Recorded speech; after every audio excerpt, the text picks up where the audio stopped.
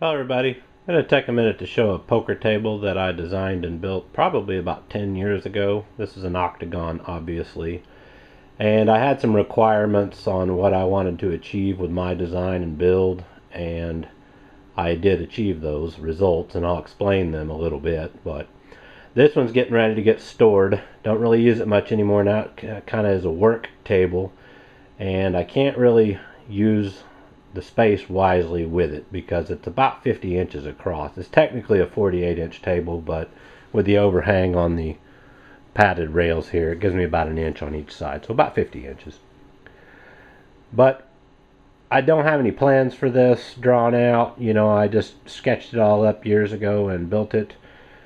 It's basically made out of 3/4 oak laminated plywood that has been veneer edge banded.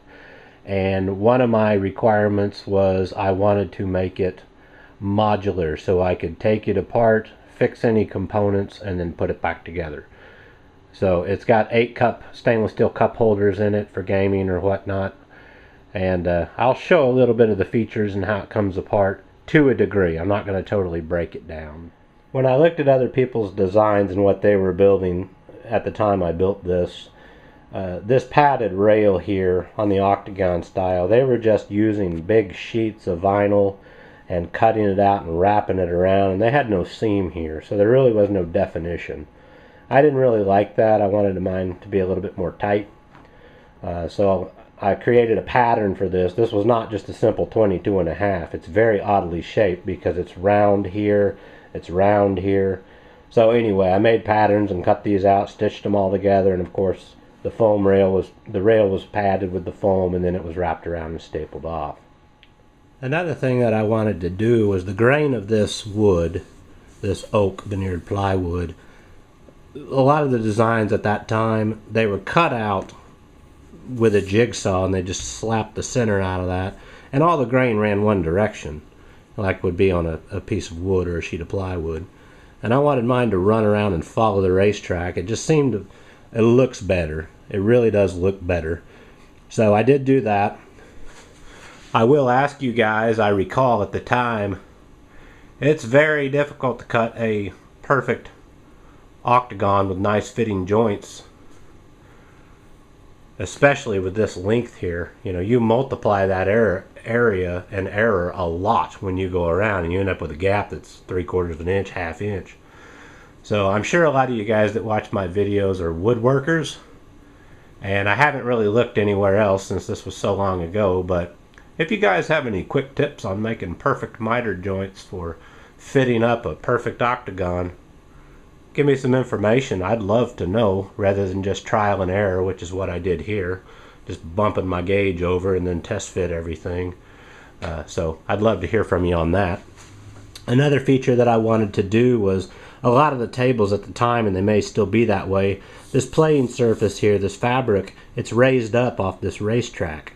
And I wanted mine to be a very smooth, sorry about the camera there, very smooth transition up onto this. So you'll kind of see how this is built when I flip it over and kind of take it apart.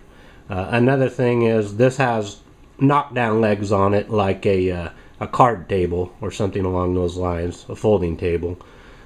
So I could break it down, lean it up against the wall, store it for a bit, and then bust it back out. So I believe that was about a 2 3/4 inch Forstner bit I bought to drill these holes for these cups. And of course they're a sloppy fit. So a simple rubber band around there to act as a gasket, those things push in, you've got to work to get them out. So those are a couple other things that were my requirements. The main reason for having this smooth surface here is when your cards are slid down to you and you want to push them back, you can just slide them right back. You don't have to physically pick them up. And secondly, if you've got your chip stack over here and you want to slide a stack of chips in, you don't have to pick them up. You can just slide them right out onto the speed cloth, which is what this is called. So that's another item that was one of my requirements at the time, as I recall it. The stain that you're looking at here, got a fingerprint smudge. The stain that you're looking at there is something I concocted years ago, and I pulled up a document. I'm not gonna give you quantities, but I mixed it myself. I used some Minwax red mahogany, some Minwax ebony, and I actually used some Wilton oil color paint, and then some Mixol pigment, blue number 9. So I mixed up my own stain to get the color I wanted. Atop that, I did, I believe, a 50-50 sanding sealer mix. Wiped it on and scuffed and built up a few layers of sanding sealer, and then I used a Renaissance wax over that. Nice sheen, easy to maintain and take care of. Of course, you have to worry about water rings and stuff if you don't keep it waxed, but aside from that, it doesn't really do justice on the camera here that I can see. It's just the way the situation is.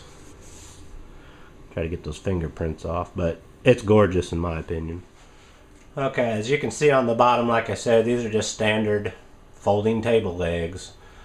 My intention was to build it this way originally so I could take it down and move it around with ease. And then if and when I ever got a space that was more conducive to playing games and whatnot and had a dedicated room, I was going to put like a ball and claw foot pedestal leg on it or something like that to kind of doll it up a little bit. So I went this direction. This is the generic portion of it, in my opinion. It's the part I don't like, but it's function before fashion. No talking, class. And if you can see, I've got a series of miscellaneous fasteners under here, and they're strategically placed to hold on different aspects of its construction. I believe these right here hold the play field. The next ones out hold the racetrack, and I only needed one screw in the racetrack because down here where the rail is attached, the other side of it holds it down by default. So I'm not going to take the racetrack out, but I'm going to go ahead and take the center section out and the railing just to show you how it's constructed. It's going to be difficult to convey some of this information because I can't take the padding off, this, that, and the other to really show how it was made. But you get the general idea. Well, here's a shot with the play surface and the rail removed. I left the racetrack on, but this is basically just a 3/4 inch racetrack that's sitting on top of the 3/4 inch base. So it's 1.5 inches right here in the table thickness. Now you can see this wear line right down here. The racetrack extends underneath the rail by probably about 1 inch. And then the rail, of course, sits out here and loops over. And I'll give a shot of the rail to kind of let you know how that was put together as well. Okay, here's the basic construction of the padded rail. The wide section here is 4 inches wide, and then there's a section laid on it that's 2 inches wide that runs all the way around. So here is my miter joint on the main section, and then I ran these in and overlapped them to kind of give a little bit of strength to this joint. Now when I built this table, I didn't have any doweling jigs or a biscuit joiner or anything like that. So the way I actually did this was I put the main octagon together. I ran a strap clamp all the way around it and let the glue dry. And then I used some of those corrugated drive-in fasteners. I'm sure you guys have seen them on picture frames and stuff like that. You can't see it. One's buried under here and there's one back under here. But they are in there. And then of course glued and screwed, or glued and nailed this on here. And then I padded it with the foam and then wrapped it around with the vinyl, and of course, you know, stapled all that together. So that's the general overview on that. Well, here's an overview of the play surface. It's basically just an octagon. I don't have dimensions, but an octagon of 1/2 inch plywood. And then probably about 1/2 to 3/4 of an inch. 3/4 of an inch, there's a strip that had been laid down on top all the way around. And then underneath this surface here, coming up to that strip all the way around, is a very tight closed cell foam, like that would be underneath an automotive headliner or something like that. It is in there, and then of course it's wrapped with the speed cloth. Well, here's a shot of some witness marks that have been made. That's just so I can put everything together in the proper orientation. There's one under here as well, you just can't see it. This is handmade. You guys know bits walk, this, that, and the other, so that ensures every fastener will hit the hole proper when I do take it apart and put it back together. But the way I usually put it together and the way it was designed is the play surface would be bolted down first. Then the racetrack would be bolted on. This edge right here coming up on the racetrack is not, the whole edge is not 90 degrees to this surface. There's a 1/4 inch that is, but the last 1/2 inch cuts in at 10 degrees. Hope that makes sense. It angles under. The reason I did that is I wanted a very, very tight seam here, but I needed a good way to line everything up and let it register and go on. So I didn't want to bring that 10 degrees all the way up and have a weak edge right here. So I went down a 1/4 inch and then in 10. Hopefully that makes right sense. And then of course this will be put on and bolted down as well. Okay, I'm trying to give you a quick shot of that seam I was telling you on how tight it is down through here. You know, it's very difficult to do all of that. First shot, mind you. Tons of second guessing, this, that, and the other setups, verifying. But I didn't want any material mistakes. And fortunately, I didn't have any. Well, I figured folks might be wondering about the cost to build something like this. And mind you, this was about 10 years ago, so I can't say what it would be these days.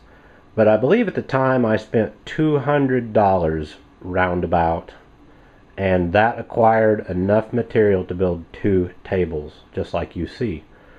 So I did that very thing. I went ahead and built 2, and then I sold one of them to a friend for $200. So I really only have labor in this, if you want to look at it that way. It was fun to design. It was a lot of work. My criteria was met. But it's time to put it away because I need the space, and it will come out and play again later. So hope you guys enjoyed it. Thanks for watching, and good luck.